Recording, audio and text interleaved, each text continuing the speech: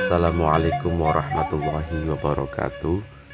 Sahabat-sahabat VJ Studio Channel, kami bersama peternak sapi kandang Bolang Jatisura melakukan kunjungan ke petani ternak sukses dalam hal penggemukan sapi.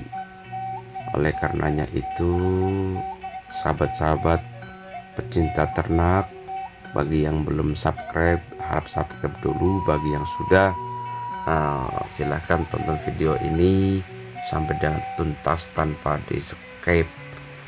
Bagi teman-teman yang tidak suka, abaikan saja. Oke, ini dia sahabat-sahabat adalah hasil daripada fermentasi yang sudah siap untuk diberikan pakan ternak.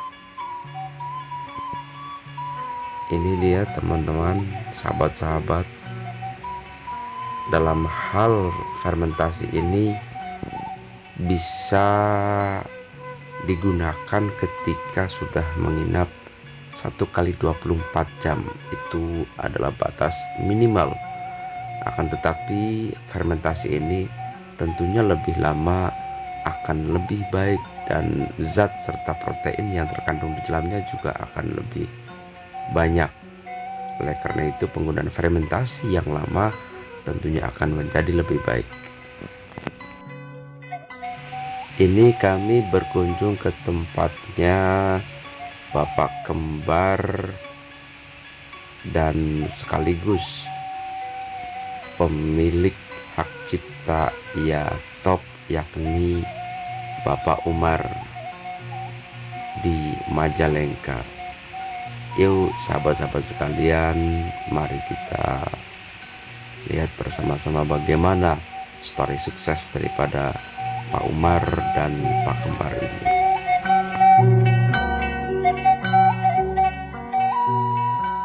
Assalamualaikum warahmatullahi wabarakatuh. Waalaikumsalam warahmatullahi wabarakatuh. Ini namanya Pak Edi ya. Iya. Saya jadi yang punya sapi gitu kan. Awalnya sama Pak, fermentasi gagal terus gitu kan. Iya. Nah, sama saya tuh datang saya 4 tahun jalan, saya riset ya bagaimana sapi tadinya cuman kenaikan 0,5 pakai pakan dami ya, Iya. damen Iya, gitu iya. kan. Itu damen mentah itu 0,5 kenaikan sapi. Sekarang ini 1,8 sampai 2 kilo per hari. Per hari. Itu. Alhamdulillah. Tuh, jadi riset saya 4 tahun, saya berikan ini ke Pak Edi, Pak Kembar gitu kan.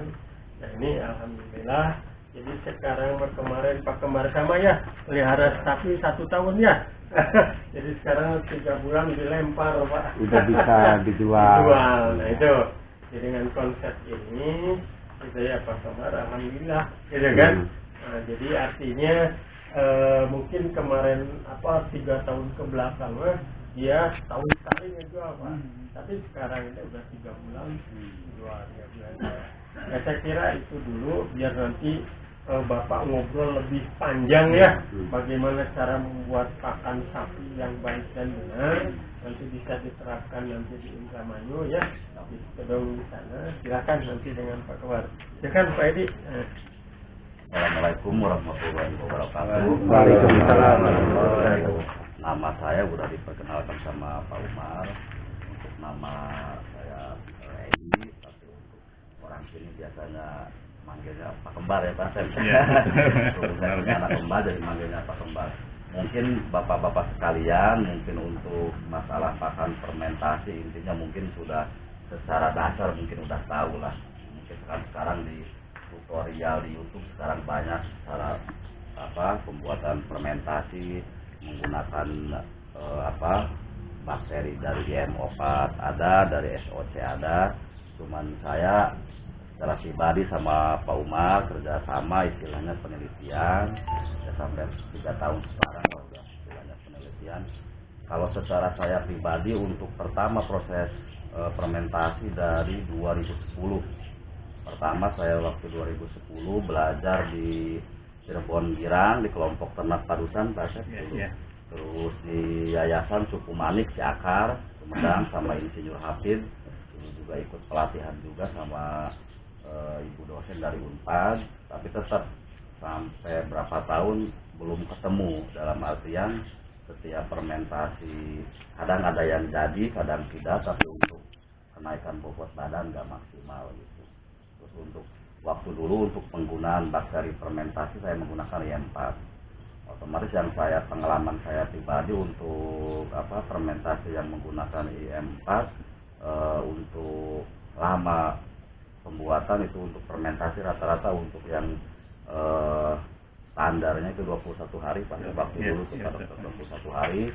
Nah, kerjasama sama Pak Umar kita meneliti bareng-bareng, dia punya konsep teknologi untuk bakterinya dia bikin, tapi tetap waktu tahun pertama tetap belum ketemu juga Pak. Kita masih banyak kekurangan lah gitu. Nah, sekarang kita padukan untuk konsep saya seperti ini, Pak Umar dia punya konsep seperti racikannya dia, kita padukan, alhamdulillah.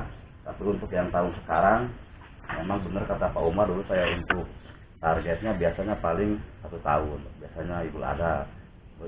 Untuk waktu kesini mulai 1 tahun 2 kali, Idul Fitri sama Idul Adha. Nah, untuk mulai tahun sekarang, mulai habis Idul Adha kita uji coba sama Pak Umar untuk penggemukan 100 hari.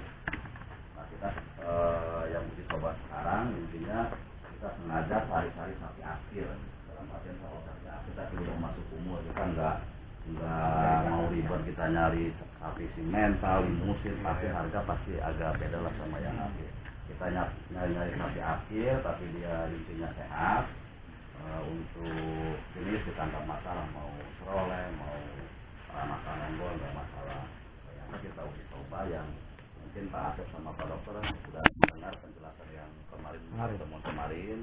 Saya uji coba dari pertama awal itu jenisnya seroleh lokal. Bobot awal 3 kintal 80, pas datang kita timbang 3 kintal 80, kita penggemukan 1 hari pas. 1 hari itu kita udah dikirim ke Jagal. Jadi kita pas penimbangan ditimbang 1 hari dari bobot 3 kintal 80 awal, selama 1 hari keluar 5 kintal 70. Berarti ada kenaikan saya itu sama Pak Umar 1,8. Nah, yang 1 ekor lagi sampai akhir juga sama. Bobot awal 3,5 itu cuma 96 hari Pak. Cuma 96 hari itu keluar 4 kintal 70. Kalau nggak salah 1,3an. Nah, kerjasama lagi sama pihak Jagal di daerah Raja Galuh sama Pak Haji Anas, kita pengen tahu persentase sarkasnya. Alhamdulillah berarti untuk penggemukan 1 hari ternyata sarkasnya 50% Pak. Nah, untuk kualitas daging alhamdulillah. Ternyata waktu yang tahun kemarin kelemahannya kan untuk penggemukannya kan lama, hampir 9 bulan. Untuk lemak tetap masih standar. Nah, yang kemarin cuma 1 hari alhamdulillah untuk lemak sedikit kalau cuma sedikit. Nah, untuk yang sudah dipraktekkan di kandang saya ini, setiap Idul Fitri kan saya motong untuk stok kebutuhan saya pribadi untuk pakai itu hampir 5 ton daging. Ada masukan dari karyawan yang kerja tuh untuk yang tahun kemarin ada masukan juga, itu untuk bau amis darah ternyata bisa dikurangi 50%. Jadi biasanya kan bau amis pas motong itu kecil banget pada sekarang tuh rata-rata yang kerja aja biasanya kan nempel dari baju. Rata-rata istrinya bilang sekali cuci aja istilahnya sudah hilang bau amisnya. Dari daging juga istilahnya sekarang empuk gitu. Makanya emang untuk harga paket daging pribadi saya untuk yang langsung belanja ke sini aja, untuk yang ngecer kalau saya itu 150.000 karena kita gunakan istilahnya per kilo. Yang tahun kemarin kita 150.000, tapi untuk masyarakat yang tahu istilahnya, kadang-kadang masyarakat tuh ada yang istilahnya wah mahal juga, tahu cara penyembelihannya, tahu cara pengelolaannya. Tapi kadang-kadang masyarakat juga ada yang wah mahal, lebih baik yang cari yang murah, yang daging impor tuh Pak. Nah, untuk proses fermentasi di sini kalau saya istilahnya bahan pokok utamanya jerami Pak. Jerami, tapi untuk sekarang yang tahun kemarin kita full jerami, nggak ada penambahan rumput odot. Nah, untuk sekarang kan ada penambahan rumput odot sama indigo perak Pak. Nah, Jadi kita kombinasikan jerami, rumput odot sama indigo pera. Ini udah disiapkan untuk sampel, mungkin untuk bikin 1 tong. Sama kita dicampur sama daun pisang, Pak. Karena udah dicoba ternyata bagus juga. Jadi istilahnya kita manfaatin limbah yang ada di sekitar kita. Mungkin misalkan nanti di bapak-bapak misalkan banyak alang-alang, nggak masalah pakai alang-alang, bisa tinggal mau dipadu sama jerami nggak masalah. Cuman untuk jerami kalau menurut pengalaman emang untuk gizi jelas jauh kalau dibandingkan sama rumput odot sama indigo pera, jelas untuk protein jauh gitu. Nah, jadi dikombinasikan untuk proses fermentasi untuk di sini cukup paling cepat 3 hari udah bisa. 3 hari kadang misalkan kalau pas kepepet kadang kita gunakan cuma 24 jam. Kalau pas Idul Adha karena stok sapi banyak, kita punya kekurangan, kadang 24 jam udah bisa langsung dikasihkan. Tidak berbahaya? Tidak berbahaya. Soalnya ini kan bukan menggunakan bahan kimia, Pak. Kita kan bakteri positif. Terus posisi inti dari keberhasilan proses fermentasi ini adalah untuk cara pemberian, Pak. Dalam artian rata-rata yang saya pribadi dulu gagal aja pertama dari proses keuletan kitanya sendiri. Dalam artian sapi biasa makan rumput mentah, dalam artian jerami mentah, misalkan langsungan lah intinya. Kita robah pakan yang sudah difermentasi, kalau kata orang Sunda mudah dipeyem. Baunya aja kan beda, agak kecut gitu. Nah otomatis tingkat kesabaran kita yang diuji. Gimana kita cara merubah sistem pemberian sapinya biar sapi mau belajar makan pakan fermentasi. Itu yang paling utamanya. Kebanyakan yang gagal pasti rata-rata itu. Misalkan dia bikin fermentasi, dikasihkan sehari 2 hari nggak mau, wah malah ribet, mendingan langsung ngarit, istilahnya langsung dikasihkan tapi makan habis gitu. Cuman kalau untuk pengalaman saya pribadi setelah dibandingkan sama pemberian pakan manual ya langsung, untuk dulu jelas untuk makanan sisa banyak, Pak. Untuk makanan sisa tuh kadang misalkan mulai pagi sore besoknya tuh yang dibuang tuh banyak yang mubazir gitu. Gitu. Jadi untuk Idul Adha yang kemarin aja kita stok 40 ekor makanan sisa tuh cuma sedikit gitu. Tapi untuk proses pembuatan fermentasi mungkin seperti yang di awal saya bilang, untuk dasarnya sama kayak yang di YouTube lah banyak untuk penjelasannya, cuman perbedaannya sistem pengadukan, Pak. Kadang-kadang ada yang cuma sekali, kalau saya kan sampai 3 kali untuk pengadukan, dalam artian biar rata gitu. Terus kunci yang paling utama adalah untuk proses fermentasi itu jangan sampai ada udara bocor. Kalau misalkan udara yang bocor, kalau misalkan plastiknya bocor pasti akan busuk gitu. Intinya. Yang kedua berarti untuk proses pembuatan sama seperti yang mungkin bapak-bapak sudah ketahui. Yang kedua cara penyimpanannya yang penting rapi. Kalau asal-asalan kadang ada yang sistem pakai terpal, kebanyakan ada yang pakai sistem terpal yang asal itu tingkat keberhasilannya cuma 20% gitu. Kadang kebanyakan di atasnya busuk, baru yang di bawahnya istilahnya bisa untuk dikasih pakan gitu. Nah untuk pemberian pakan kalau di sini tetap pakan tambahan ada, Pak. Untuk pakan tambahannya konsentrat sama 4 tahu. Cuman kita olah lagi untuk konsentrat dari pabrik kita nggak langsung dikasih secara mentah. Kita fermentasi lagi untuk konsentrat dari pabrik tuh. Kita gunainnya konsentrat merek Nutrifit dari asal Binangun. Aslinya pabriknya dari Klaten, kita ambil dari sana. Cuma kita proses lagi fermentasi cuma 3 hari. Jadi intinya yang kita pakan sekarang untuk sapi itu full fermentasi intinya. Jadi ada beberapa keunggulannya dalam artian untuk sistem. Misalkan kalau bapak-bapak nanti mencoba sapinya misalkan adaptasinya bagus. Untuk saya pribadi kenapa dari dulu pertama tertarik sistem pakan fermentasi jelas memperingan waktu kita untuk nyari pakan. Istilahnya kalau menurut saya pribadi kita aja dijajah sama Belanda kan 350 tahun Pak. Masa kita sekarang dijajah sama sapi setiap hari harus ngarit, misalkan pulang sore pas panas kepanasan. Jadi kalau bapak-bapak nanti misalkan sudah terbiasa ngasih pakan sistem fermentasi, cukup bisa kita punya stok seminggu cuman sekali ngarit. Kita kayak punya sekarang udah punya berapa puluh drum, jadi setiap hari itu paling istilahnya bikin fermentasi juga nggak setiap hari Pak. Yang penting kita lihat situasi, bahan misalkan udah habis baru kita ngarit gitu. Jadi kita seandainya posisi punya pekerjaan lain juga istilahnya nyaman gitu. Kadang misalkan ada keperluan tinggal untuk misalkan yang punya sapi 2 ekor, 3 ekor kan tinggal misalkan bilang sama istri nanti misalkan kasih di drum nomor sekian, fermentasinya udah sekian hari gitu. Jadi istilahnya kita untuk zaman sekarang udah menggunakan teknologi, masa kita masih diatur sama sapi. Kadang-kadang kan untuk sepengetahuan saya di sini kadang-kadang ada petani yang ya istilahnya berpikiran pendek, misalkan dikasih jerami yang udah kayak gini udah jelek, senang nggak hijau, nggak mau dibuang, nyari yang hijau sekarang. Nah kalau untuk sistem fermentasi, walaupun apalagi misalkan bapak-bapak nanti punya stok jerami kering Mbak, kayak tahun kemarin Pak Umar kita nyetok di sini. Jadi rencana juga saya tuh mau kalau sudah fasilitasnya kumplit buat gudang tuh rencananya buat stok jerami kering biar 1 tahun tuh nggak ngarit gitu. Jadi pas habis Idul Adha sapi kosong kita stok selama 2 bulan untuk persiapan sapi nanti udah datang gitu.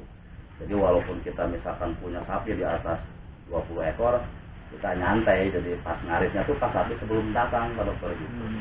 Jadi kita manfaatin jerami kering untuk keberhasilan juga lebih bagus di jerami kering. Untuk pengalaman saya tadi dari tingkat wangi aja beda.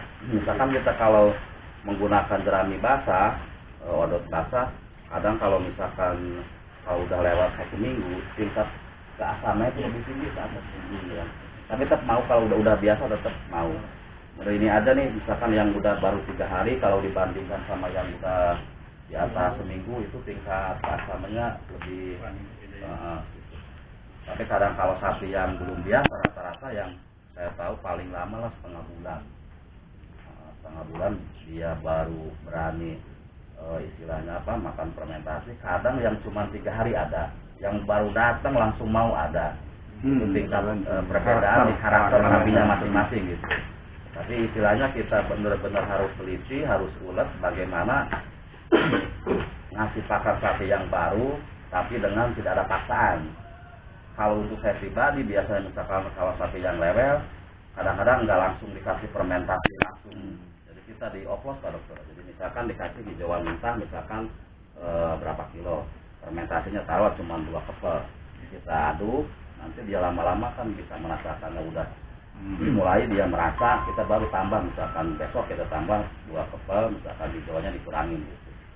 Jadi tingkat keberhasilan untuk hasil pakan fermentasi kadang-kadang saya lihat bukan di sapinya, di kitanya si pemilik gitu. Kadang-kadang kan kalau misalkan petani yang cepat emosi udah capek bikin fermentasi dikasih nggak mau langsung ditempeleng sapinya. Boro-boro sapinya mau makan malah pasti kabur gitu. Iya. Makanya tingkat keberhasilan paling utama di diri kita pribadinya gitu. Ini jeraminya Pak Pinten. Ya. Kalau jerami dari gerabagan gitu Nggak masalah Pak. Bagus juga. Nggak masalah. Yang penting istilahnya kalau ini kan di wilayah saya kan sekarang kan pakai gerabang yang pakai mesin itu. Kayak gitu gerabagan ya? Iya. Itu. Nggak apa-apa itu. Kadang misalkan kalau bapak-bapak belum punya mesin chopper, nggak harus di-chopper lagi Pak. Misalkan ngambil. Enggak, langsung bisa. Langsung bisa itu mah. Langsung fermentasi bisa. Yang penting tingkat kebasahannya dalam arti jangan sampai jerami yang masih misalkan basah. Kalau basah paling ya diiniin 1 hari 1 malam lah. Jemur. Enggak dijemur juga, dicangin angin dulu lah. Punten Pak. Ya. Yang keduanya selain daun-daun ini barangkali di lingkungan kita kan ada daun-daun yang hijau itu yang lain daripada ini. Bisa nggak? Bisa. Yang penting hijau. Yang penting istilahnya kalau di daerah jadi Makanya kan program pemerintah sekarang untuk pencapaian swasembada daging masih sulit. Iya. Tapi kadang sekarang untuk pakan ternak tuh menyesuaikan di tempat masing-masing. Banyak di luar Pulau Jawa dia menggunakan pelepah sawit, pelepah pisang ada. Jadi Kates ya, kates itu daun kates bisa nggak? kalau daun kates saya belum mencoba, tapi untuk daun Pisang. kates, Ah, kalau iya. daun kates itu kan itu apa? Pepaya. Kalau pepaya kayaknya nggak bisa kalau pepaya. Kecuali daun pisang, daun nangka, Randu. daun mangga Bisa. Pokoknya yang banyak di sana tuh jati, Pak. mungkin nanti itu bahan coba nanti bapak-bapak. Kalau untuk saya pribadi belum mencoba untuk daun jati, tapi sepengetahuan saya kalau di Jawa Tengah itu kalau misal pas musim kemarau itu emang dimanfaatin. Berhubung kalau di wilayah saya kan untuk daun jati kan nggak ada. Mungkin nanti bapak-bapak kalau misalkan pas musim kemarau bisa dicoba.